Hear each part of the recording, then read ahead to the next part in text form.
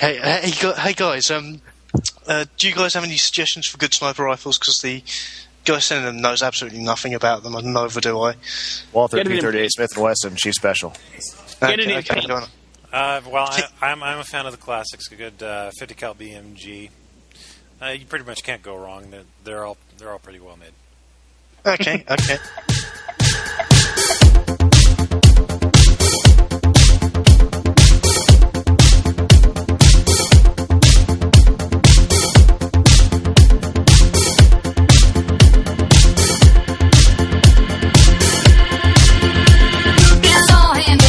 By the record machine, I knew he must have been about 17.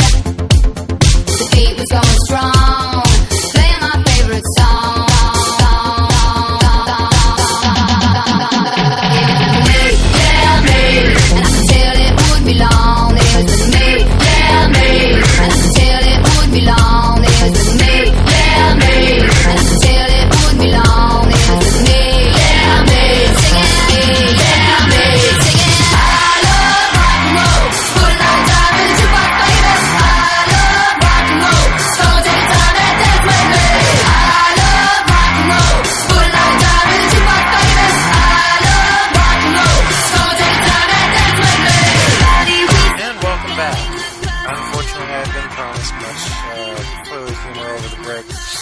I do apologize in advance if it does come up.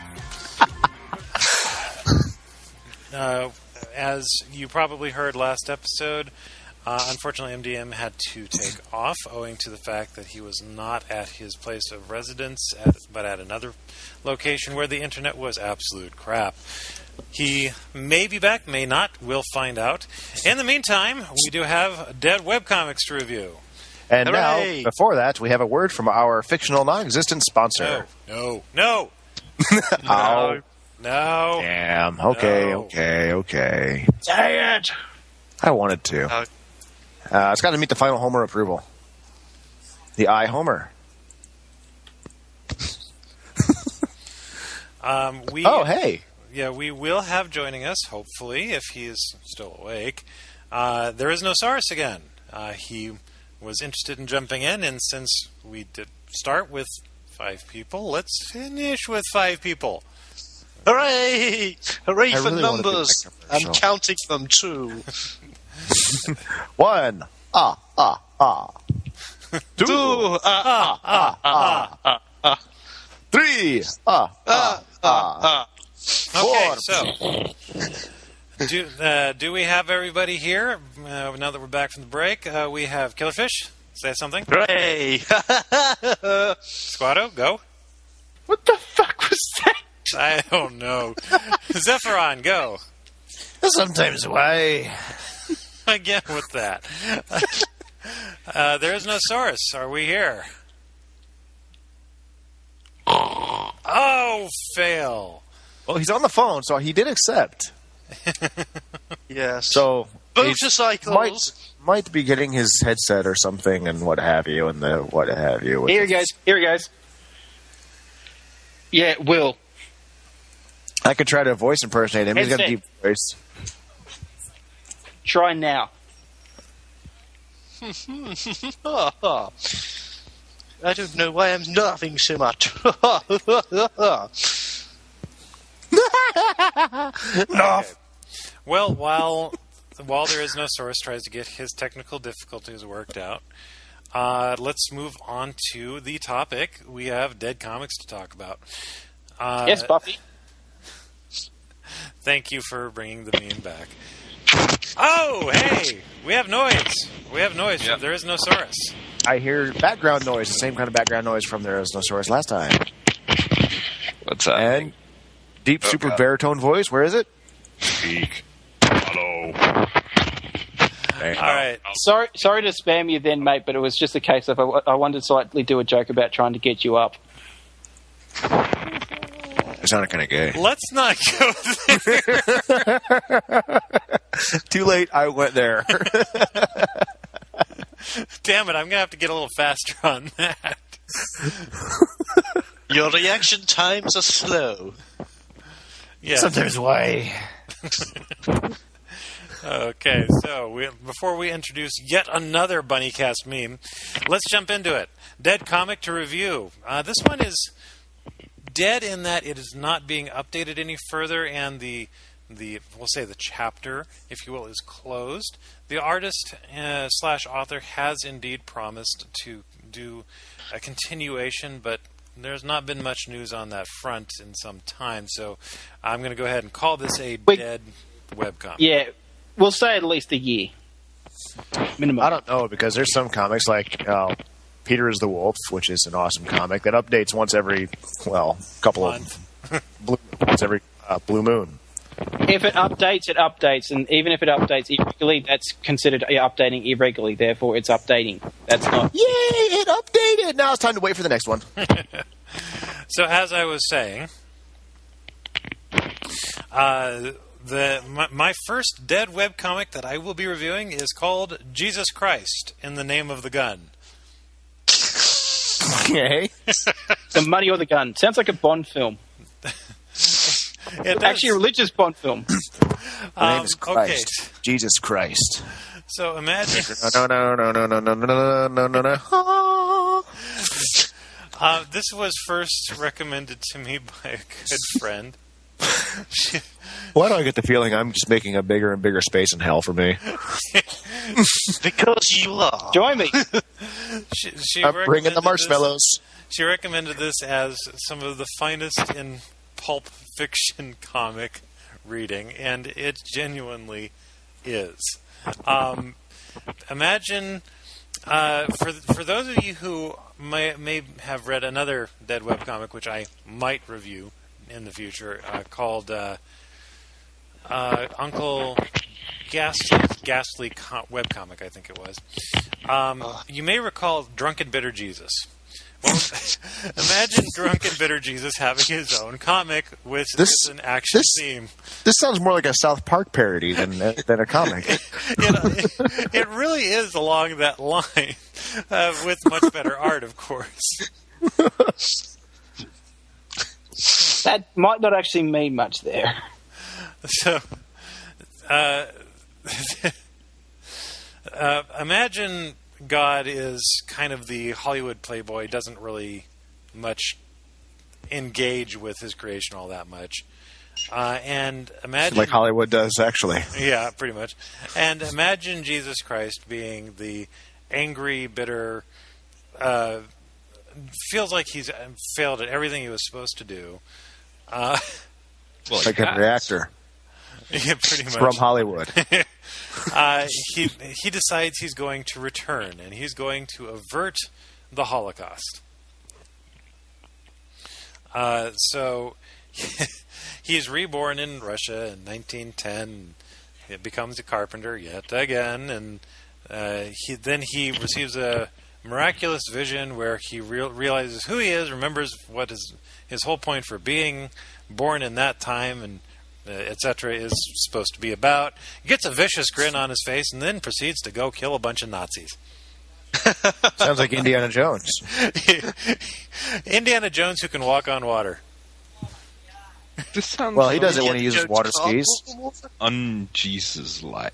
Yeah. This is not your grandma's Jesus. This is. Sorry, I've not got the Indiana Jones theme running through my head, but the Jurassic Park one. Just thinking, bitter, angry Jesus and a giant dinosaur. Oh my fucking god! It's a dinosaur. You do know there is actually from some. I think it was one of those creationist books, which is an image of Jesus riding a T-Rex, and that therefore proves that the world is 4,000 years old. Yeah, I've seen that. And some artist probably drew it. It's fucking hilarious too. Now, some artist probably drew it, but it's photographic evidence. My favorite part of this is actually when I believe it's a time-traveling Ernest Hemingway shows up. Drunk? Maybe a little, but he's packing a extremely high-powered sniper rifle. He's again from the future. It just gets so bizarre, and if you're reading this initially and you're thinking this is a terrible treatment of Jesus and all this kind of thing, by the time you hit the time traveling the time traveling author, you're all okay. All right. I get it now. This is just goofy. This is just ridiculousness, because that's the point where it kind of jumps the shark, but you keep reading anyway. Nice timing again. And I'm not going to... I swear, these people are... I don't know how they do it. I'm not going to spoil it too much more for you, but... We're just going to quit commenting on the timing and just assume that it's part of the show. Yeah, there you go. That it was completely intentional. So as I was saying, I'm just going to say, go read it. It's fantastic. It's at badkarmaproductions.com/JC. And once again, the title of that is Jesus Christ in the Name of the Gun. It's messed up. Bad karma. Where does karma factor into this? Karma isn't even a Christian idea. Like, seriously, guys, do your research. It is a little bizarre. Don't you know the idea that Jesus is meant to be Buddha reincarnated? Again? I think you're giving our guest host an aneurysm. I think we broke him again. I think we broke him again. I think the whole point of Buddha was he didn't get reincarnated. Okay. That's like the central tenet of Buddhism.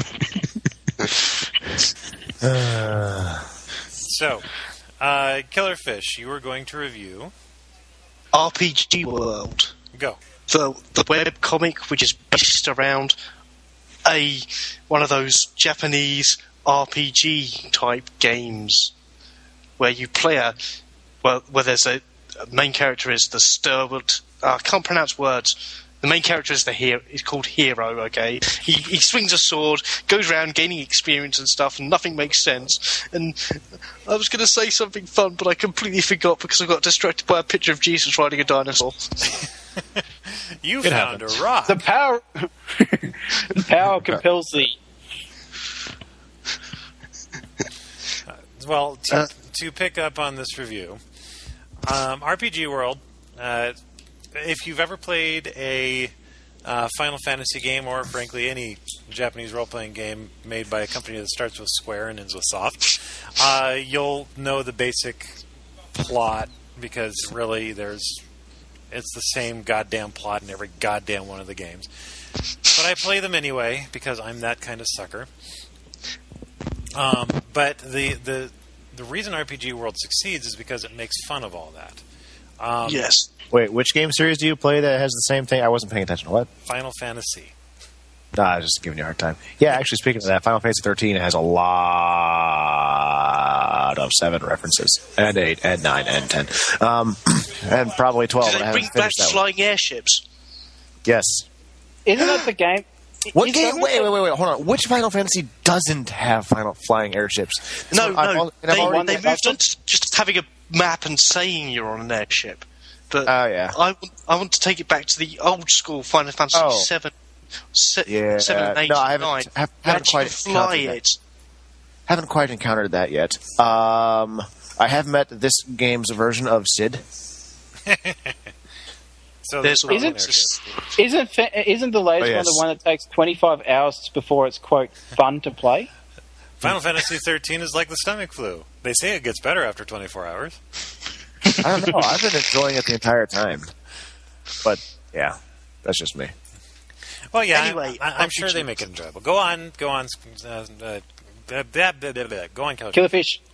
RPG, yes. Like playing a Final Fantasy game, only makes fun of all the cliches and all of the memes and all the little things that you find in a role-playing game. It's funny. Unfortunately, it's also finished. So, RPGworldcomic.com. Well, not so much finished, if I recall right. No, it says right here on the front page, it's finished. Killerfish, you lie! Well, again, not so much finished as the guy just said, I'm done. Because he ends it in the middle of the freaking story. And that's how the best stories end. I love this And link. much Nacho fan Donut. fiction was written. I love this link of Nacho Donut.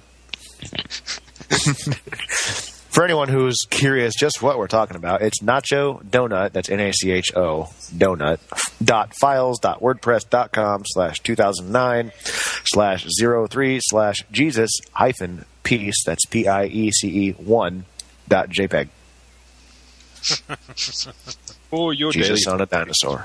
I was almost thinking that you was someone in America who just developed who combined a donut with a nacho. I was like, when was that ever a good idea? I'm sure such exists. Hey, Squato. Remember, we have Carnival's fried Snicker bars and fried Twinkies. I'm sure someone has thought of it somewhere. It combines two unhealthy foods, one probably already fried, if not baked, or something like that, and a donut. It's not healthy for you. It already exists. It contains two of my daily fried products groups. In one. I might be wrong, but I think I heard someone that there was, over in the US, someone was actually selling fried Mars bar burgers. Yes. That would not surprise me either. tasty. It actually kind of does, but I'm fat like that. Feel the heart attack coming just from hearing it. Dude, I can feel my arteries clogging just by thinking about it. Okay. Moving on. Pulling back from tangent. Oh, I've Next got person control. is... We're pulling it. I'm really Squato, go! Wait, he's getting away. First, the first one I'll do is, what's his name? The Bastard Swordsman. I should point out that it's going to be very hard to find any information about this comic because the guy, he quit the comic midway through the story, and he's actually stopped this a good year and a half ago, and since then it's stopped. It's outright disappeared off the net. But there is still things you can find floating around about it, even the art. It was actually quite a find it and then create a wiki page. This one I got off Tez.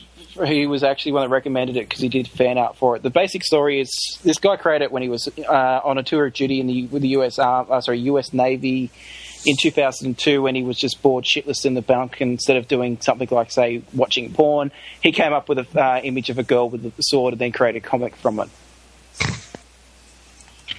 Honest to God, that's what he says he did.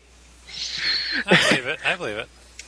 The story itself is about 150,000. 1,500 years after a warlord who tried to conquer the world was killed with his own sword, and it turns out this warlord he inhabits his sword, and now sometimes takes over the person that holds the sword. The sword is now owned by this female who has apparently got this destiny that's going to stop this guy from destroying the planet again. And she's held by her again? Yeah. He's done it before? If you destroy it, wouldn't that mean there's like nothing left? How do you do it again? Wait. We're in the age of cloning. Stop putting logic in my story. As I said, it finished before it finished before anything was explained, but it was hinting that there was he had his loyal this order that was loyal to him, was trying to set up the rise of himself again, and they were setting themselves up along the path of where these people were journeying from one planet to the other to meet with this king, because there was a threatening war that was going to engulf this whole region. Yeah, that's basically what it was up to with the story before he just went, you know what, I'm bored with this, I'm going to go and do something else. Maybe I'll come back to it, but that's it for now, and comic disappeared. Highly recommended if you can find it, but yeah. Okay. Next. Yes, okay, so Zeph. I got one that's called Those Destined. This comic is pretty much brought to you by The Color Gray. Jokes aside, that's actually what it says at like the top or the bottom or somewhere. This comic is done by there. Go on. Shut up. This comic is done in pencil, for the most part. There are some color strips every now and then. This comic died off probably, I want to say, actually in 2002. Or, no, excuse me, 2008. Anyway, the comic itself is basically about it's a very anthro comic, naturally, like most of the comics I review. But anyway, it's about a feline girl named Ray, who's supposedly the destined child of somebody to do something. It's never quite explained what, but she considers herself pretty much the, I guess not even really that much of a likely hero for anything. It's basically a lifetime of stress caused by being this destined hero, some prophecy and what have you. Pretty much has caused her to be really paranoid about stuff, and she'll happily accept the description of psychopath. It's kind of funny. She also firmly believes that anyone complimenting her... She kills people. It's funny. Yeah, anyone complimenting her is probably trying to kill her. So she feels she's too unlikely to even be considered the unlikely hero. She's got a couple of traveling companions. One supposedly a seer, psychic of some sort, who's... I guess if you were to match his family up in the psychological profilings of families, that are affected by alcoholism, that they teach like in health class and whatnot, he'd fit definitely under the lost child. Yes. So he's got like some poorly trained psychic abilities, no combat skills, very cynical. Great for a traveling party. The other two main characters is this little cat lion thing. Fuzzball thing that has narrows it down. Sorry, it's going to be basically it's got a wing and like a feathered wing and a butterfly wing. I guess as it gets older and matures, it'll go to one or the other based on the nature of its upbringing or something. I don't really know. That wasn't quite fully explained. Again, it's dead comics. They suck like that. No, it's not Pokemon. God sneezed while playing with his soft toys. There's your answer there, folks. We got it now. Lastly is supposedly a character who is an elf, also feline. So go figure how you can figure that by looks. The comic itself, like I said, is basically you have this heroine, not heroine, but heroine, female hero person, bad joke, that's trying to go on this journey to do something while encountering this group of bad guys from this organization that all anybody knows is they bear this emblem of the letter E. That's vague enough that it could be interesting. Yeah. Unfortunately, we haven't find out what that stands for. Our evil organization is represented by the most commonly used letter in the entire alphabet. No one shall ever spot us. Blends in. No, oddly enough, at one point, I guess the main character, Ray, dies and I guess encounters this spirit. Oh God, this is making it sound like the Transformers film now. Yeah, except this thing is far older. This demon spirit thing that's supposed to be like apocalyptic bringing and whatnot, but instead, she ends up making a deal with him. Basically, if I can, the whole winning at a game thing, like you see in like Bill and Ted's Fantastic Adventure or whatever the hell that movie was called. Bogus Journey. Bogus Journey, yeah, the one where they go to hell. Excellent Adventure. Excellent Adventure. No, I think it was Bogus Journey, the one where they go to hell. Excellent Adventure was number 1. Bogus Journey was number 2. Yeah, where they go to hell and challenge Satan to, what was it, Battleship, I think? No, it wasn't Satan they Death. challenged. Or somebody. It was Death. Yes. So she challenges this spirit entity. While she does sort of have her physical form, she challenges this spirit entity to a game. To where this thing's like, well, I've had eons and eons of being able to play these games, and I've kept up with the times. I assure you, no one's ever beaten me. So she goes, I challenge you to karaoke. It's like, what? I have no vocal cords. Exactly, so I win by default. So, in return for beating him, this apocalyptic demon thing is now pretty much her servant, her personal servant, and she's brought back to life. It's hard to explain. It's hard to explain. Like I said, dead comics, they suck like that. So Anyway, the comic itself, in case you are interested in it, it's got basically 6 years of writing. It's those destined at .pensandtales, TALES.com. And yeah, okay, the very first one will get you pretty much at thosedestined.pensandtales.com / date equals 2002-0707. Yeah, there is no main page equals comic. Where you don't have to necessarily put a date or anything like that in, but it's all pencil drawn. You can see a lot of pencil lines. It's not a bad comic. In fact, I can go ahead and link it to you. I'm going to just go ahead and link you to like the final page that was drawn, just for you guys. Yes, the artist herself pretty much says, okay, so I've been putting off writing this notice. It's going to happen sooner or later. This isn't a hiatus. I'm going to stop working on those destined. The ending is there. The major events are mapped out in my head. I don't need ideas or offers to take over. I've gotten a few before, so please don't send them. Save them for your own work someday. But every time I try to work on it, I plot it out page by page and wind up blocked. It's been in my head for too long. I don't know how to get it out. Basically talking about how the biggest mistake I and all beginning comic authors make is underestimating just how long it takes to tell a story in pictures. And over the 6 years I've worked on this, a lot of changes have happened. Yada yada, all kinds of other stuff, and yeah, the comic's no longer being drawn. So those destined. Overall, it's an interesting comic. It really is. It's pretty simplistic in drawing design, but I found it entertaining, humorous, and stuff. Okay, thank you. Sir Xepharon the Prepared is not a good narrator. Not for coming up with shit on the spot. ThereIsNoSaurus, go. Hey, what's his Buffy name? Oh, hang on. Oh, Buffy, is that what that is? Is that why I'm Xander? Yes. Wow, someone's up on the uptake there. Who the fuck is Xander? Spike. I don't watch the show. Theo is Spike, I've decided. That works. Actually, that does work. It does. I have no clue now what I'm you guys are thinking talking Cowboy about. Bebop. What? Cowboy Bebop works. 'Cause Yeah, Spike you actually is do. Cowboy You do Bebop. sound like the English version of Spike Really? on Cowboy Bebop. Really? Yeah, well, you got the pitch. The accent's all wrong. Yeah. A bit. You got the Right, pitch. You just- anyhow. Comic, thing, person. I don't... yeah. There you have it. Review yet.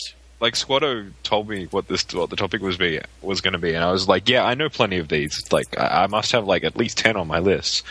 And then, like, you call me for the cast, and then you're just like, we're doing the reviews. And I'm like, okay, quickly, find a comic. There's aren't there. Where are they? And yeah, I found one, which is great, because it is a good one. It's one I read How's that sound go? ago. And it's one of the few ones which is, like, actually finished. Like, oh my god, it comes to a conclusion. It was planned. What is this? I don't even. It's called Bite Me by Dylan McConus. That's rude. She's gone on to, she's writing another one called Family Man now. But Bite Me is a vampire comic. And I think that's hilarious, considering the vampire references we did with Buffy the Vampire Slayer references we Killerfish came up with. how strangely appropriate. Yes. I just realized, I did see a Buffy the sorry. Vampire Slayer movie. Talking about like the very first Buffy the Vampire Slayer movie. You I mean did the see crap that. one that it's been basically discontinued from canon? Yeah, that one. Sure. I don't know anything about the show, so sure, I'm going to assume that that's what you're talking about. No. Bite Me is at http://girlamatic.com/bite me/. If you want to go there, I can probably link it for you to make it a little bit easier for you guys to get to. Hold on a second. Was it Girl-O-Matic? Girl-Amatic A. Oh, okay. That sounds like a really, really bad idea for a machine. The Girl-O-Matic. Thing that Dan would incorporate in his comic that Ted would make. Yes. I can't chat. Before Someone's Grace. in chat. Pre-Grace. Okay, I think we're there. Right, cool. Farce. Yeah. No, it's a parody of the vampire, the modern vampire genre. So it's set in the French. It's set in the French Revolution, and it's basically the main character is a barmaid who gets, supposedly bitten by a vampire because they need to eat, and essentially punches him out while he's trying, and gets swept up in this plot to get rid of Robespierre. And that's very that very famous musical. I can't pronounce it now. Les Miserables would be it, I'd say. Yeah, I have no idea what you just said, but okay. Les Mis. Yeah, yes, I know. That's it. I know of the play. I'm just... Je parle français un peu. No idea how you pronounce that. It's actually a very interesting idea to have a vampire thing set in that era because it's just how bloody the terror was. It does kind of go into that a little bit, but it doesn't go like, hey, look, this is an obvious place for vampires because there's dead people everywhere. It's just, it's set in that period. Oh, my. And it's really, really, really funny. Hey, look, this is an obvious place for vampires because there's vampires here. Wow, I'd never noticed that. You know what? Here's a question. Vampires with garlic. How do they go with France? A vampire is vampire. Well, it does all that sort of stuff. Like, Jesus Christ, how do you guys cope with the garlic? And, the werewolf, freaking, oh, God. Stereotypical dog jokes and just all this silly stuff. It's just so much fun. It's quite lighthearted. There isn't any really serious stuff in it. It's a farce. It's fun. It's light, and it's quite well written, as I said, because it does wrap to a conclusion. The comic she's gone on to do since then is a lot more sort of serious and deep, but it's a great comic just for and you can read it all probably in about 2.5 hours, 3 hours. So it's not a hugely long one. There's quite a bit of it there, so that's if you're a quick reader. If you're a bit slower, it might take you about 4 or 5. Or your internet connection slow. Yes. Okay. Looks like we're circling back around. I'm going to go ahead and review actually one that I've been hoping to review for some time called Hello Cthulhu. Yes, I said that right. Yes. Yes. I've seen this one. Hello-Cthulhu.com. It is both hideous and cute at the same time. Hideously unspeakable, yet cute and cuddly. You almost make it describe like that the Cthulhu and the wearing that fursuit image that was big on DA a couple of years ago. Imagine Cthulhu being drawn in the style of Hello Kitty, and then add Hello Kitty. For instance, very first comic, which I imagine is what spawned it all. Hi there, would you like a cookie? No, actually, I would hate to have a cookie, you vapid waste of inedible flesh. And that's the first comic. And she puts bows on him, and other Cthulhu-ish stuff shows up, and it's all epic fail and left, right, and center, because it's this world that everything is always nice, everything smiles and talks, and it's happy dance.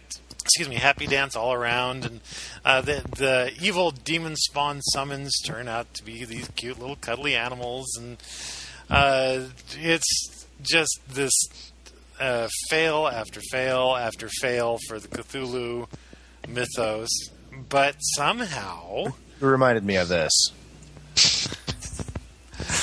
Oh, God. Somehow there is a... Click it! coherent story.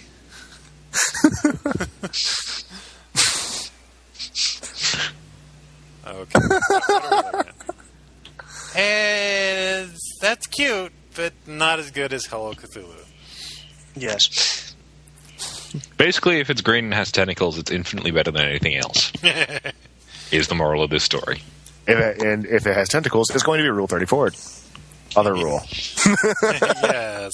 Actually, 35. that's interesting. I have not ever seen Cthulhu Rule 34. Okay, I This have a job. Right. We all have a job to do. All you listeners out there, Rule send your Rule 34 Cthulhu stuff to. Let me find your email. ThereIsNoSaurus. Shut up. Okay, so Hello Cthulhu comic. Yes, Read it. so it did have a good run. I don't know why it stopped. Very good question. However, I do want to point out I do have some good news, and it has nothing to do with car insurance. Found it! Like gecko. Let me see. No, it's not it. There it is. I just see the words NSFW, Oh. Sexy Cthulhu. There you go. It's Nosaurus. Cringing. Oh, what has been seen cannot be unseen. Nope. I'd say Oh, that's a line. It's already haunting me. You just Cheese- lost 3 sound, so... Three. What did you say? Cheesecake with Cthulhu? Cheesecake. Actually, I can do worse than that. no, Rule please. 63. I'd rather you didn't. Which one was 63? Yeah, you're right. Squato, Which that's one? the one I It's just the exact same Yeah, one. That's the same one. Motorcycle. But it's obviously better Ninja. because Squato posted. Oh, no, sorry. You're right. No, please, can we not do any more Cthulhu things? My brain wasn't in the best state to begin with, so come on. Oh, God. Please. Okay, Killerfish. Trying to see what Rule 63. Oh, my God. Yes. Yes.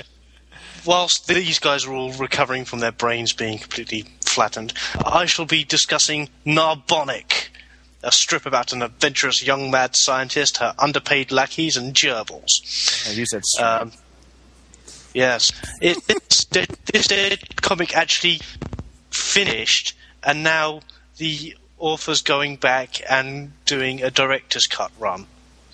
So it's updating, but it's updating the old comics with director's thing on it. Does that make sense? Yes.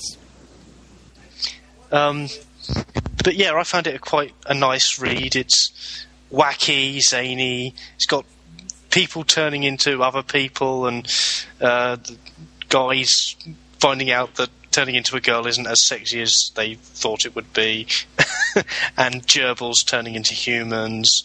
It's all sorts of mad fun, and it just describes the theme mad scientist down to a T, I think.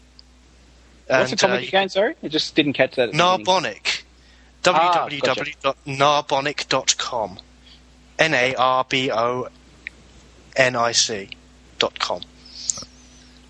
I had to check for a second there to see how to spell it because I'm slightly dyslexic, even when the words are right in front of my face.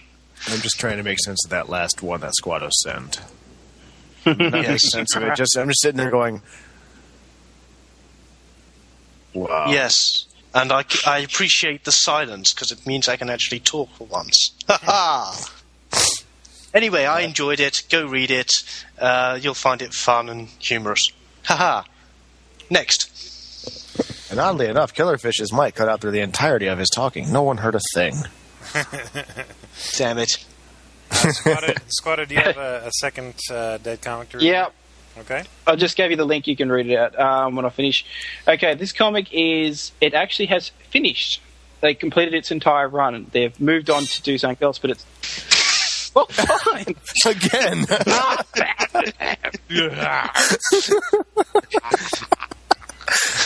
My phone's going to be becoming the running joke of this damn podcast. That it is. Motorcycle. No, that was a win. That's Yacht-a-cycle. Yeah. Yachts are bigger Cycle? because yachts are bigger than boats.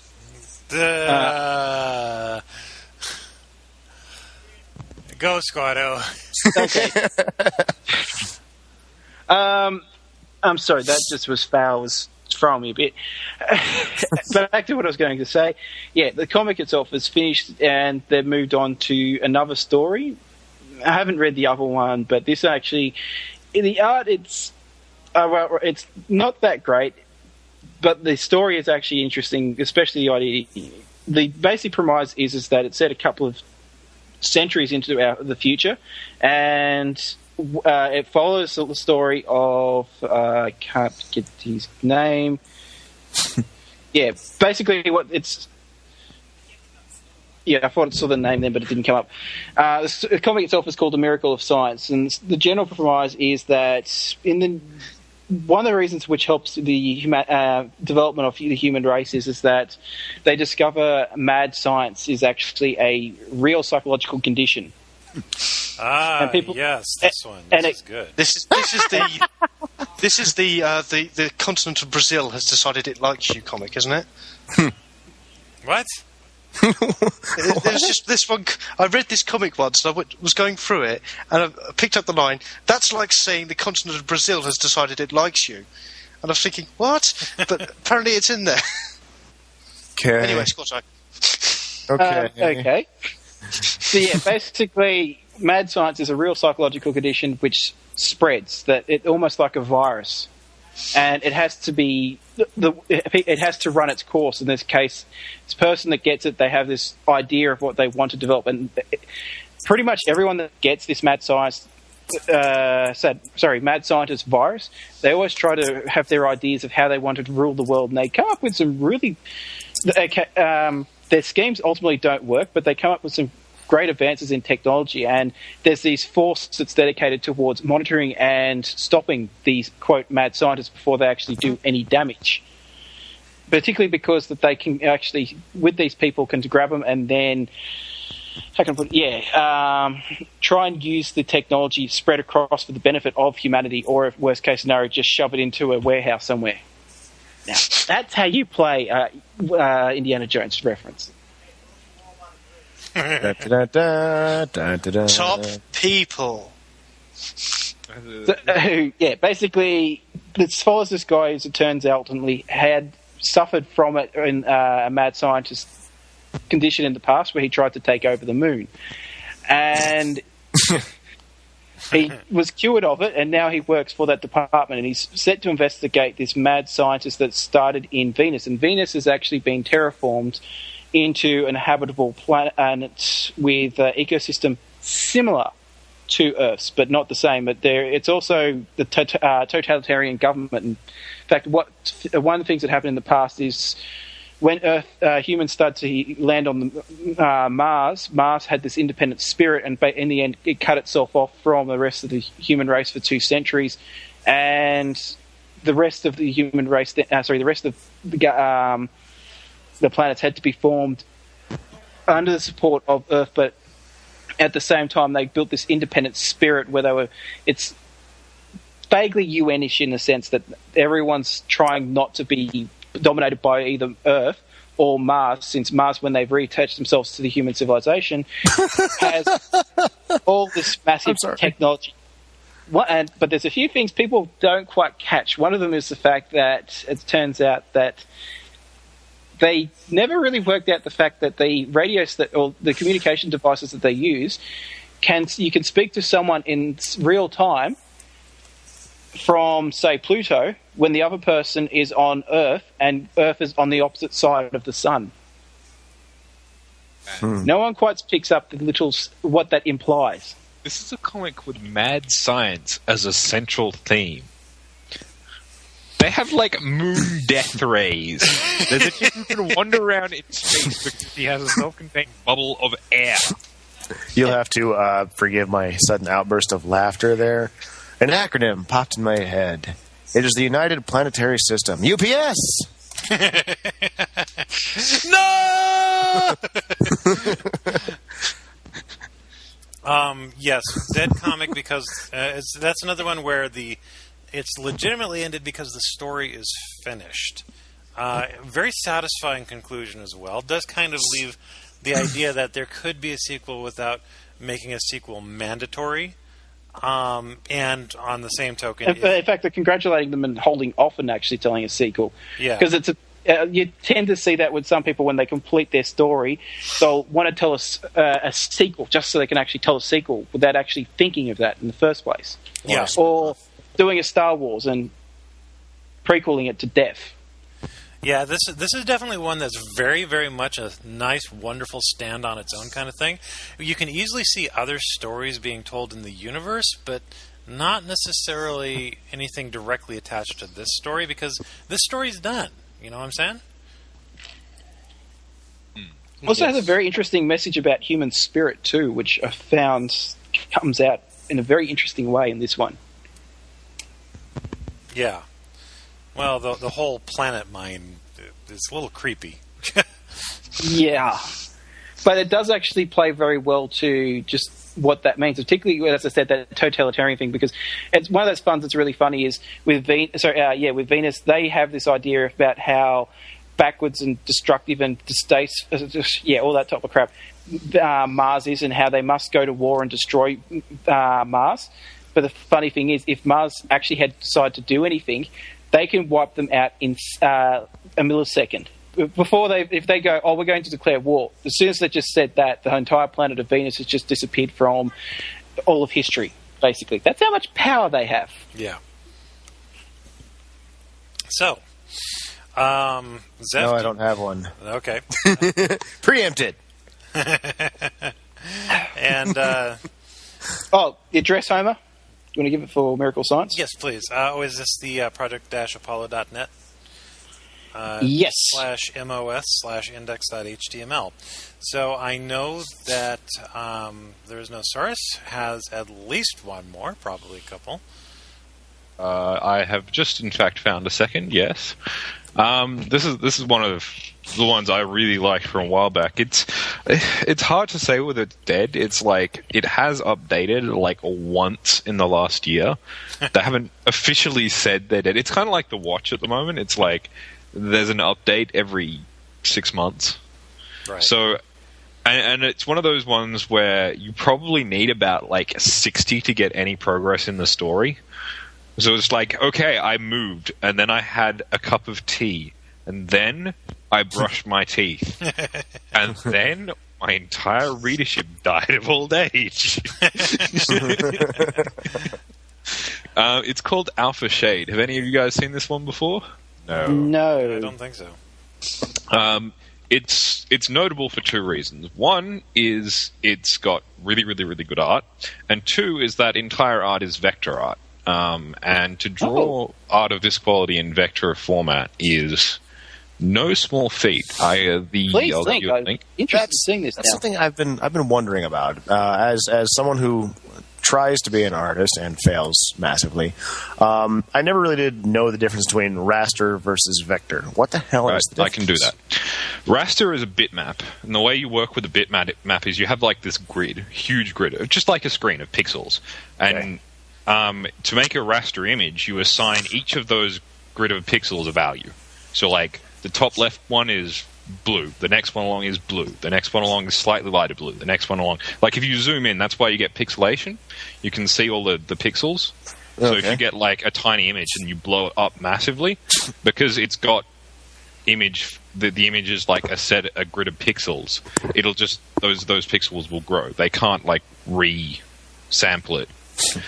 A vector image is based on mathematical formula.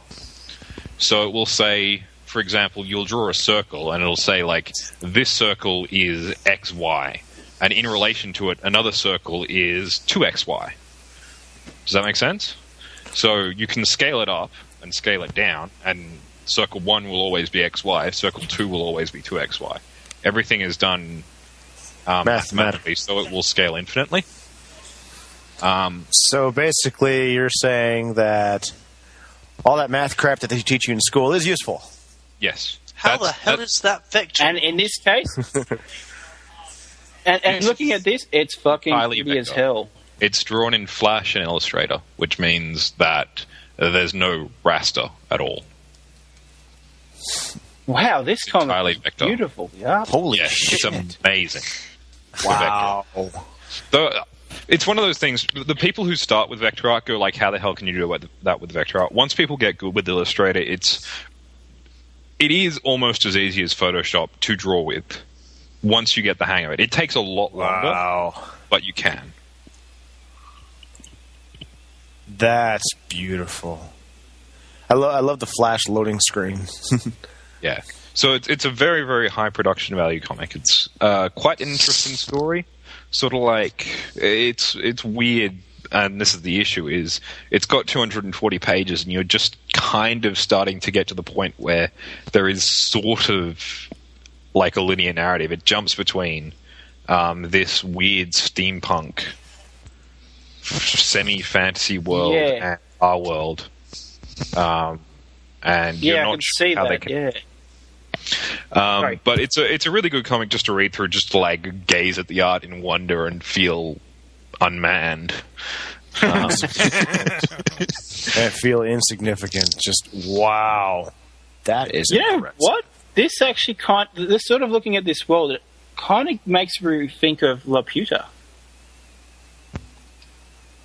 Like the type of story that the setting it's. Gulliver's Travels. La Puta, the Studio Ghibli film. La Puta, the castle in the sky. So a rip-off of Gulliver's Travels. Indeed.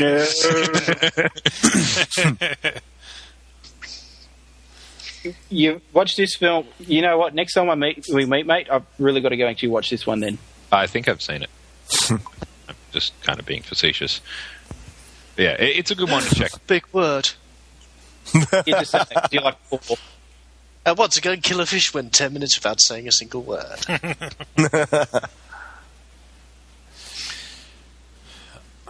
Okay, and I believe that's going to be all the time we're going to have for Dead Comic Reviews. Now we go on to Working Comic Reviews. And actually, to do a nice sort of segue to this, I'd like to start out with there's a comic called What's New with Phil and Dixie. And the reason this is a good segue is because for a while, this was a dead comic. It was originally published in Dragon Magazine, as it would appear in a few pages during the periodical release cycle, monthly or bi-monthly or whatever it was. And it would basically discuss what's going on with the state of role-playing games. But not really. It was one of those things. It's one of those things. It's kind of like the Daily Show for role-playing games. They introduce a serious topic. They might actually talk about real events that are going on, but then they'll tangent hard into just the most ridiculous, humorous stuff that you can possibly think of for a given topic. I think probably my current favorite of all their topics was the Gamer's Catalog for the Obscenely Rich. And it had such things as if you have if you like to roleplay for clerics, then they include the Cleric of the Month Club. And your cleric comes complete with a researched religion. That's the important part. The temple for the research religion, all of the acolytes, the priests, the servant girls, every part of this, and yes, the entire thing gets delivered to your door. Oh yes, and research religion, servant girls.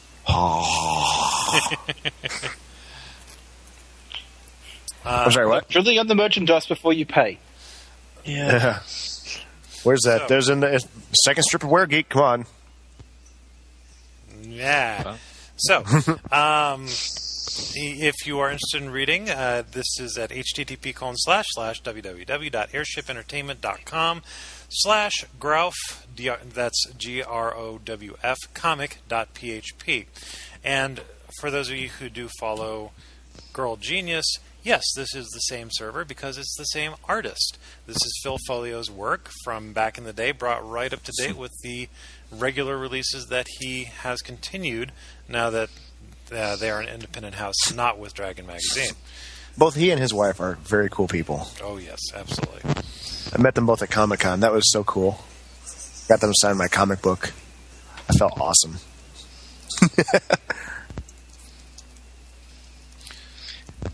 Okay, so Killerfish, go. Right, my one that I've chosen to do is Super Buzzkill, which is this one which I've followed from EGS website, buzzkill.com. No, buzzkill.com. It's basically a single panel gag-a-day comic. I've made a couple of comments on it. I found it funny. Go read it. I think you'll find that the comic about the car, which has three engines in it, one to drive the car, one to open the windows, and the other one in the back to kill penguins. That's one of the best. So yeah, just go read it. See how you find it. I liked it. Killerfish, you might too. There was some odd audio juddering when you mentioned the web address. Was that http://buzzkill.smackjeeves.com? That's correct. Alrighty. Okay. Squato, Mr. Never updates the webcomic review section of the outline. What's your webcomic that you're reviewing? Unfortunately, I don't actually have a current webcomic to go because I'm still trying to rebuild my links. Because I just got my computer back this evening. Okay, fair enough. So I've got an old, but was able to dig up an old one, which it apparently will be coming back. The only reason why it isn't coming back yet is because the artist is annoyed with the fans, just keep on constantly going, "When are you coming back? When are you coming back? When are you coming back?" Never. In other words, shut up, and it'll be back. Pretty much. So, what's this comic? Black Tapestries. That sounds familiar. What's it about? This one's people had years before I read it, but just ultimately too many people told me going, "You must read this one. You must read this one." And so yeah, basically, how can I do this? I sent it so you can see if the artwork's familiar. I think you were one. Yes, you were one of the ones that told me to read this, Homer. Basically, the story is there is I can't find her name. Where is it? Characters. Should have looked up a bloody... Oh, no! It doesn't exist. Fail from that side. Okay. Bugger it. Main character is this chick who good for you. Is this woman who is hired as an assassin to go into this village which is run basically by furries in this world. And in this world, furries are basically... That doesn't quite explain how they were created, but in this world they're basically treated as slaves. Humans who have access to magic are basically the rulers, except for this one town where something happened in the past. And the the leaders of this magical religion, they want this city destroyed at all costs, and it basically comes down to this race war between the humans and the furries, as it were. And this woman basically is sent in to be an assassin to take them out, and as it turns out, she's deeply involved in the original, ultimately what caused this entire war to take place. And this war is to the point where it's almost about to destroy the entire planet. Yeah, I don't think I actually have ever read this. Not that it doesn't look good, but the name sounded familiar, but I don't think I've ever read it. Okay. So there's basically that she's going on, and she's being chased by the guy that's in charge of the city because he's trying to make her his wife. There's apparently a background with her family, with him, and you'll find it in the time. But this guy, he's to show his affection to her, and also so she turns against humans. He basically treats I will out-describe it, and this is the hardest part. It's one of the hard things about this comic. He basically is an absolute arsehole to her. For one thing, he actually has her changed permanently for a while into an Amphro form, then dumps her into, basically think of it as Mississippi, as it were, more or less. Yes, I'm making a joke about that part of. I'm not going to be like Kay Rudden talking about Alabama there. And dumps her in the most backward part of the place, where they basically throw her into a breeding camp where she gets raped. And that's to show that she can love him. Nice. And when she escapes, she's able to turn back into a human, meets back up with her family, and he ultimately, the ones he doesn't kill, he turns into animals. Nice. And then she goes and meets up with another place. He has his armies attack that town just to basically make her fall in love with him, because he's got this really twisted sense of honor. So there's all this bad shit going against her life, and she keeps on going with the point of that she just started it as this one job to make money. And she's destroying the planet, and it's destroying the world around her. And it kind of turns out he's not exactly the bad guy. Even though he's doing this shit against her, he's really not the bad guy. Alrighty. But, yeah, so that's the general things about it. There is a spin-off comic from it, which is Crimson Fury. From the sister of the creator. It's another one. You can actually get the links off there. As I said, it's a good one to recommend, but some of the things about the story, like I said, I had to explain those points. It can be hard to read because it's... Yeah. And the other thing that comes up is when it comes to her character, because she has... They try to do accent, it can sometimes not work. You'll see when you read it. Okay.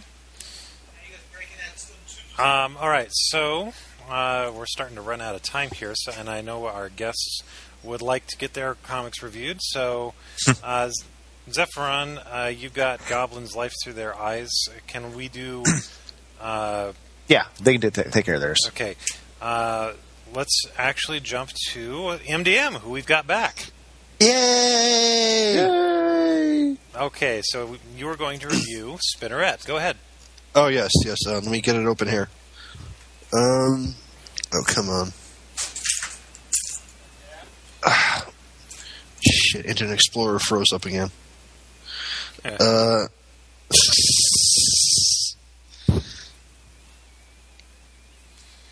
Well, to start things off,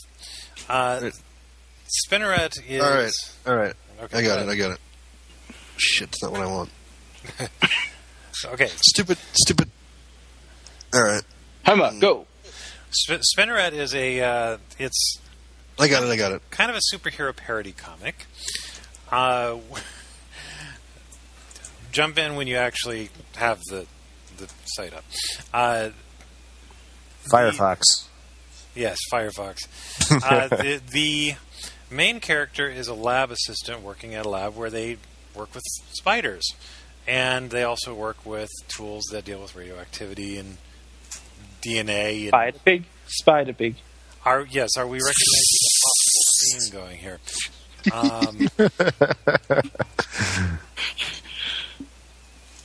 So, are you ready? I think I just heard myself.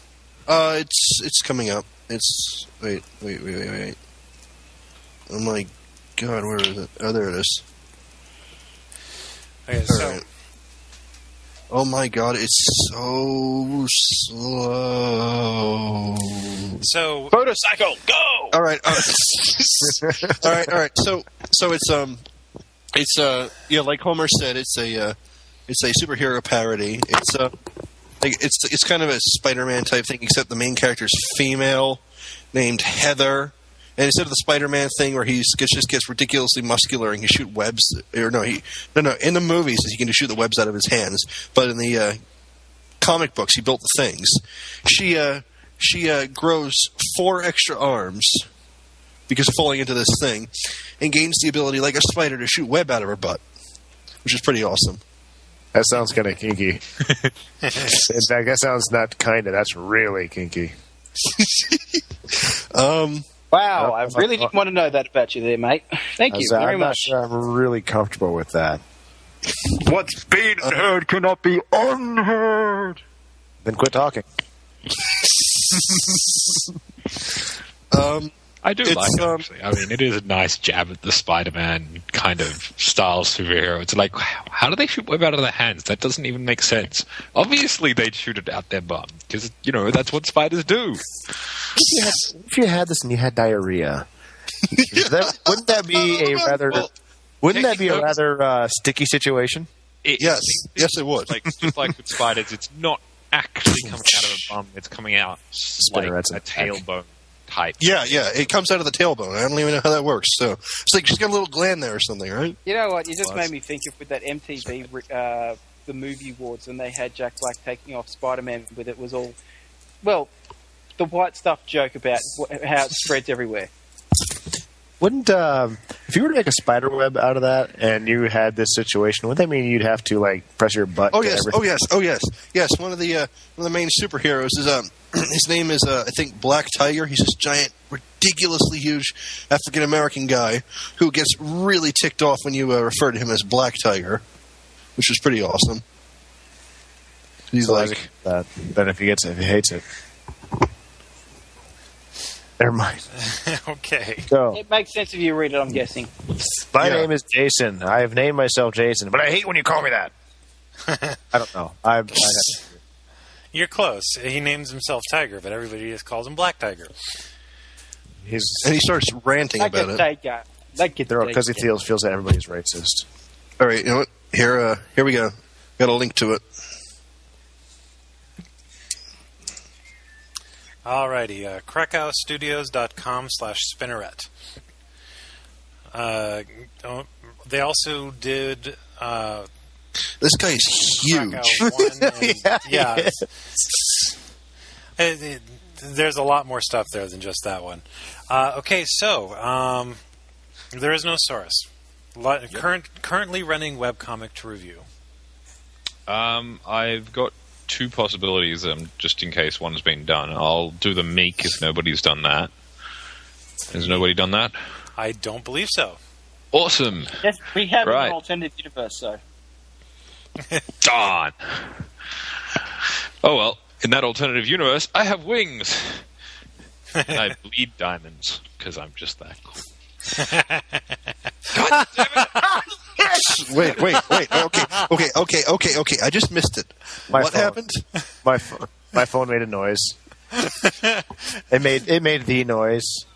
In fact, I'm gonna actually make it do the noise this time. This noise. You guys seen the Okay. My phone has been doing that all day today, where it just times this perfectly to go wing when someone says something that's important or some shit.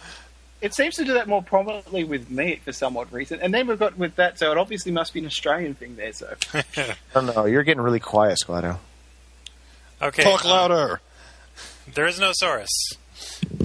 Oh, actually, I like this quieter Squato. You can't see the face I'm making right now. The Meek. Go. The Meek. It's good for two reasons. The first is full frontal nudity all through the first chapter. Hey! Link me. Giggity. Giggity, all right. I told you I can do the Family Guy. That's the closest you've ever gotten to. He's doing Quagmire's voice. Just link the damn comic. Take it now! All right, let him talk. Meek.com. meekcomic.com. Actually, I'm not sure. And the comic you will see is, oh my god, my computer died, so you'll need to pan back a few to actually get some comicry. But yeah, the second good thing about it is it's a comic that manages to, despite having the entire first chapter, like every single panel has full anatomically correct frontal nudity, it's entirely non-sexual. Mm-hmm. And it manages to pull that off. That's not easy. No, it's not, and I have read it. Now I'm intrigued. Now I do want to read it. Like, actually read it. You wanted the porn, and now you want... So it's Playboy for you then, is it, Seth? I read it for the articles, really. Well, anymore, I don't, because anymore it's all about politics and what have you, not those sex stories that it used to have that I love so much. It's all like, well, that's what's going Politics. on in the world So today. dumb, I don't so- care. I brought a porn mag. I want to see porn and read porn. To be fair, I don't care how the president's doing when I buy a porn mag. I don't care about the fuel and petroleum crisis. I don't care that some dude sneezed an atomic bomb out his ass. Careful, that is porn to some people. to be fair, Hustler seems to be more focused. Sorry, to be fair, Hustler seems to be more focused on trying to do Star Trek fan fiction porn. Sorry, Star Trek porn fan fictions. Yeah. Okay. No, they honestly have released Star Trek porn fan films. Yeah, I know. The I'm Meek. sure they have. The Meek. Go on. Yep. It's a relatively new comic. I think it's been going for about a year now, maybe a little bit longer. It's up to about. It's still at the point where we're in webcomic time, like early prologue, sort of what the hell's going on. We haven't even met all the characters. It's not the fastest paced comic as far as setting things up so you know what's going on is concerned. There's a lot of nice hints as to what's going to happen, but there's nothing really sort of definite set up yet. At the moment, there's been two sort of broad storylines. One is this naked chick running around in the jungle, and the other is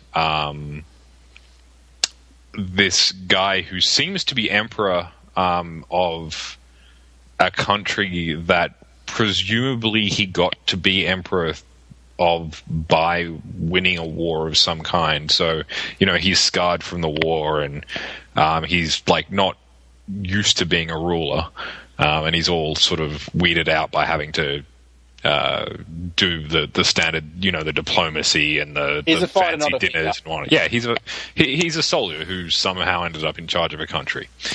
Even starting there, you've got random naked chick living in the jungle and Pretty jungle girl. It's like, even with that, it sounds pretty interesting. You can add to that the art is pretty fantastic. It's not the best I've ever seen, but it's better than 99% of comics you'll see on the web. I agree. Very dynamic. Someone very please link it. Sorry. Okay. Yeah. As we go and try to the comic. Thank you. Okay, the comment just there is apparently someone from the Watch chat wants to know if Theo sounds like Shaft. Shaft. Oh, God! You had to do that. Well, that worked. Okay, so just to throw in, I mean, the writing for the Meek is very, very awesome.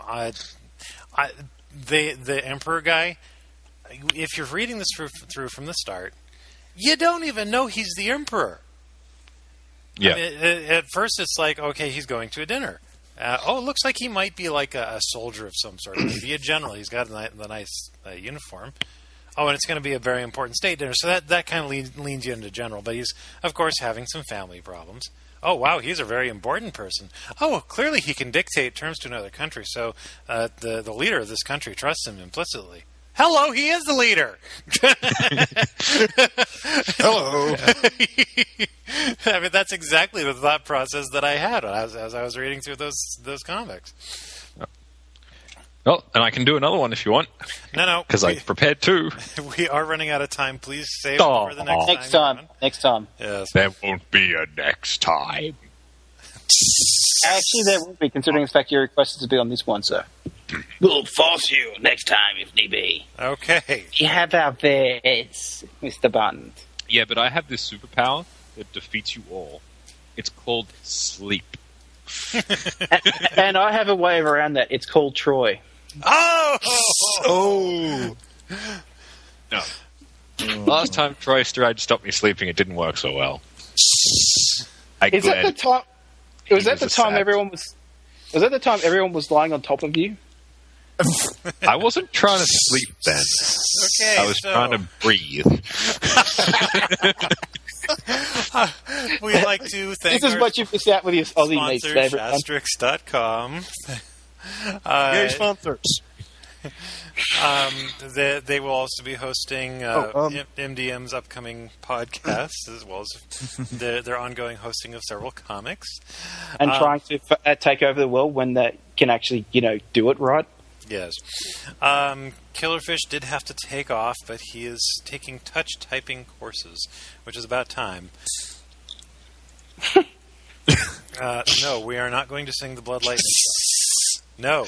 We're almost done. We're almost done. We're finishing this podcast. Hang on. I gotta hear this. Like, what? Why is my song being sung? Why? Because we have a request from Tins. Tins, Tins. There is no Saurus. Oh, there is no source. Okay. It's not the tin leads. Someone on the watch chat wants you to sing the Blood Lightning song. No, we're not singing that today. Maybe next time. Maybe for the opening gag. And I'm not fucking singing anyway. I mean, come on, pay me. Nah, I'm all for it. Squato, do you have a project you're doing? I was going to do an update with news from Coming Up Violet. Oh, we have news from Coming Up Violet. Yes, because this has actually come from Misty. She's been telling this on her DA account.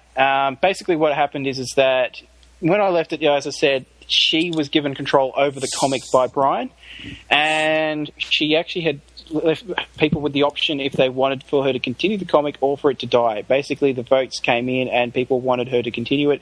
She then searched for a writer, and apparently she has found someone who will work with her to complete Coming Up Violets. The question mark is if it's going to be similar paced in the sense that it's going to try and be a long-term comic, or is it just going to be we're going to get everything wrapped up and concluded so that you've got a conclusion. So there will be a conclusion at least somehow to Coming Up Violet. That's good. But it will not be via Brian. It will be with Misty drawing and someone else writing. Oh, okay. So Squato, you're still working on your project. The one that no one knows anything about. Well, actually, I know something about it. I mean, we know about it, but no one knows anything about it. It's like Area 51. Yes. It's like Area 51. Everybody knows it's there, but no one knows it's there. There is no such thing as Area 51. Actually, there is. But you can see it from space. you can see it from space. Can you see my finger from space? Actually, yes, you can. It's a big one. Okay. Suck it. I still have a comic, Homer. I'm sorry. We skipped yours. Oh, jeez. I am so sorry. Go ahead. Homer is currently riding the motorcycle. Okay. Motorcycle, not motorcycle. You fool. That's what I said, motorcycle. Goblins, life through their eyes. Basically, you have 5. Yes, a party of 5 goblins that are adventuring outside of their village's norm. Of course, their village is slaughtered by adventurers, so they decide to become adventurers themselves rather than just being low-level XP for low-level adventurers. So they take up arms, go against tradition, and become adventurers themselves, filling their own class roles, taking on massive jokes, puns, and parodies of D&D. Are you reading the summary again? No, actually, I'm not. I'm making this up as I go. Really? So, yes. So wait. They're adventurers, but are they still pyros? Still what? Pyro. What? No. I've seen art. No, I've seen art where they have, like, goblins, like, laughing their heads off while they're burning stuff. Do they still do that? It's a question. No. All right. No, they actually... the goblins have some rather odd traditions. So when you first start reading the comic, it may not make a whole lot of sense because their names are given to them by their village's seer. So you have Big Ears the Goblin, you have Chief the Goblin, you have Complains of Names the Goblin, and you have Dies Horribly the Goblin. Yes, How about Goblin the Goblin? No, you don't have Goblin the Goblin. However, as soon as I do find it here, you do. It's like third strip, fourth strip, or is it? No, you don't have Goddamn the Goblin, but you do have. Can't think of a name because he looks like a regular guy, the Goblin. Okay. But these goblins are tired of being oppressed by these low-level adventurers that just come around and mercilessly just slaughter these goblin villages. So they have decided to take up throwing. They don't do anything with fire, not intentionally. Kill it with fire. We'll just get going. They take up. They take up various D&D classes, such as the monk, the paladin, the rogue. What else? Basically, the equivalent of a barbarian or something. Yeah, and they even start getting the skills that go with it. So it's kind of cool. This almost sounds like that side story to Order of the Stick, only extended. Well, I don't know, but as far as this comic's been going for actually several years, and it's a very good read. I've read through it up to date currently, and it is still actively updating. The website for it is Goblin. Wait, hold on, that's not it. Hot Goblin Action. There we go. No, I don't think we want to go there. no. Go there if you want. You might be surprised. No. It is goblins.keenspot.com. Okay. So very easy. I shouldn't even have to do anything about that. Yes, but the artwork itself. Yes, the artwork itself is rather original. I like it. It's still very cartoon-ish in terms of like the coloring and the quality, but the quality is still definitely high quality. The storyline, it's definitely something that I can't stop reading. And it kind of gives you the just like it says, the viewpoint from the goblins and the monsters' point of view, and partially from the humans and adventurers, but it gives the viewpoint from everybody, and really how these low creatures are actually just trying to survive. Oh, they're so cute. They are, actually. Okay. Read it. Good stuff.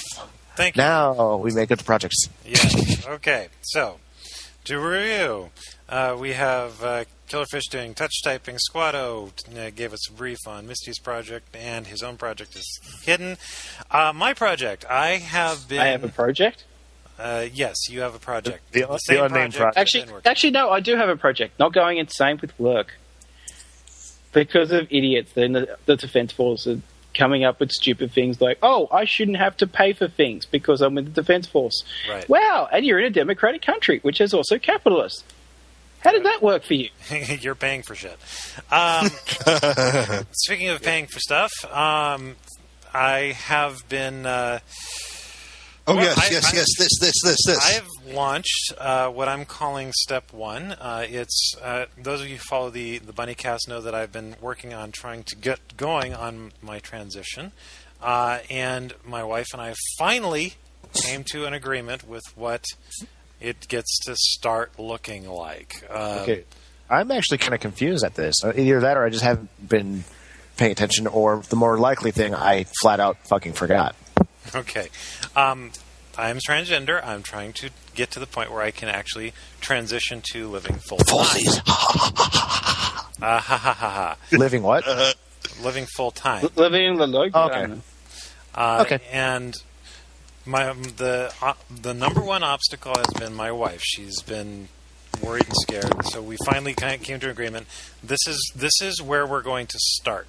And basically it's this is how Chris gets to dress and look, and Julian's going to start getting used to this. It's going to be in the privacy of our own home. There's a tentative date that's been set, and I would like for being able to do that by the end of 90 days. And yay! Yes. Places it around Comic-Con. Now, there's a couple obstacles that are getting in the way of that. Number one, I need to get myself fit, and of course, I've talked about that. Number two is proper diet. True.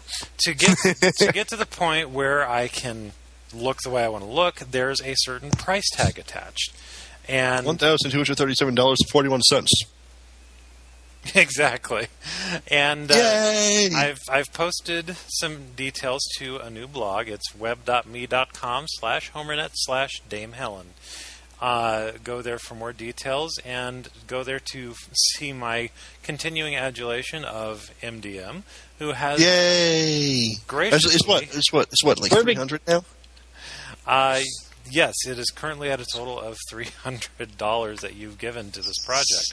I am taking donations through a Google checkout system. Please do not send me PayPal. I am not taking that anymore, and we will be closing down PayPal accounts soon. I won't lie. If I could afford to eat more than... If I could afford to eat more than... If I could afford to eat more than ramen noodle soup and actually be able to afford my gas and stuff regularly and actually have money to occasionally buy, I don't know, a candy bar or something, believe me, I would actually donate to you. Thank you. You out. But I can't. I've also got a fan page for this on Facebook, and I'm updating on my Twitter feed as well. So join up as a fan on Facebook. It's unfortunately I don't have a short URL for that because they require 1,000 fans before they'll even consider letting you get one for a fan page. So wait, you have a fan page for that too? Yes. How did I not know about this? I'll make sure. if you go back through my Twitter history, you should see the link available. But I'll make sure it gets posted again tonight. You know what? Oh no! I'm on there right now. I will find it. Okay. Trust me, we know you will. You are quite persistent in these things. So he's in the Tron sphere. He's in the Tron sphere. Remember? Yes, South Park reference again. No idea. Xepharon, projects. Well, a couple of things. I'm trying to raise my own money also. I have no problem with donations, but I'm not going to ask for it. But if you're going to do it, I will. All right, here it is. Oh, okay, there it is. Anyway, in case anyone actually wants to donate, which would be cool, I'm going to have to spell it out through PayPal. You can send funding and whatnot through using someone's email through PayPal, right? Yes. I mean, if you have, okay. So it's AXIMILIMAN16 I'm not asking, but if you do, thank you so much. So what I've been doing in the meantime to actually raise money is I've been going twice a week. Today was my second time. But twice a week to a place called BioLife to donate plasma, that clear body fluid stuff that your blood runs in. And it's basically $20 a visit that I get. So I do that, stay hydrated, good to go. Other projects? That's something sorry to distract, but I find that something interesting about America. In Australia, we don't do that. Is you don't get paid for donating blood or any organs or things like that. A lot of Americans are stingy, so that's the only way to get them to do it, to give up stuff, to give up their soul, is to pay for it. The other things that's going on, keeping my business still going. We're actually getting more income at a higher rate, so it's looking better. We have been offering computer repairs and what have you, and that seems to be a huge source of income. My own personal project is this Monday, or at least, I don't know. Anyway, on the 26th, I'm going to be getting an interview personally by one of our local newspapers. Cool. That sort of revolves. Can't talk. Revolves around the store itself, unemployment, and my deployment to Iraq and how I come back to nothing, which is pretty much how it is because I've been from nothing to nothing. Yeah, went from the water parks to no job and employment, where I've been looking for 2 years and finally decided, fuck it, I can't find work, I'll make work. Yes. So that's pretty much my projects. Oh, and I'm still trying to get better at drawing, but failing horribly. Okay. MDM. Oh, yeah. Actually, I can say with side project is not. Oh my god, I've been cut off. Shut up. I'm still negotiating with Comic-Con with my work.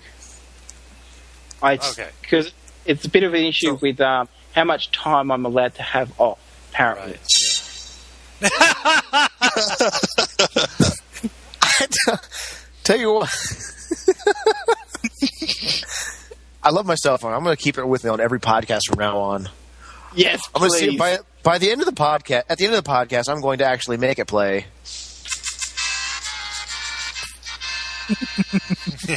Because I can. Okay, so As far as the other one, that's I have text messages, and that's my sound. It just times perfectly. I'll be right back. I got a phone call. just to remind everybody, MDM is doing Sir MDM's Science Corner. Yay! Launched this coming week, and he is Well, it's already up on Chef Strix. I just haven't done any episodes yet. So. right. And just again, another reminder: go read El Goonish Shive, egscomics.com, and we're going to say goodbye now because we're running long, and I gotta go. I've got to speak to you a bit later, Homer, just as a reminder. Speak to you about louder. Oh, later. Late. I heard louder. Gotcha. I heard louder. Yeah. Okay. We'll talk. It won't be long, but yeah. Say goodbye, everybody. Goodbye, everybody. Dawn soon. Come on, Spencer's the only one. Y'all suck. Apparently. All right, hold on. There's Killerfish left. I never say goodbye because the fact it's actually almost dawn. Sometimes I feel like I'm controlled like a hero in a comic book, baby. Chasing one day after the next, no settle down, no easy text, baby. But it makes me feel alive when you're here by my side. You complete the two of us, you make the rules apply. It's a crazy world, in a twisted turn of reality. It's you and me, and I need you here to keep some sanity. We are but pawns in a faded game of cat and mouse. Maybe a couple of headshots thrown out here and there. This crazy world is all messed up, all in my hair. I've got you, I don't care.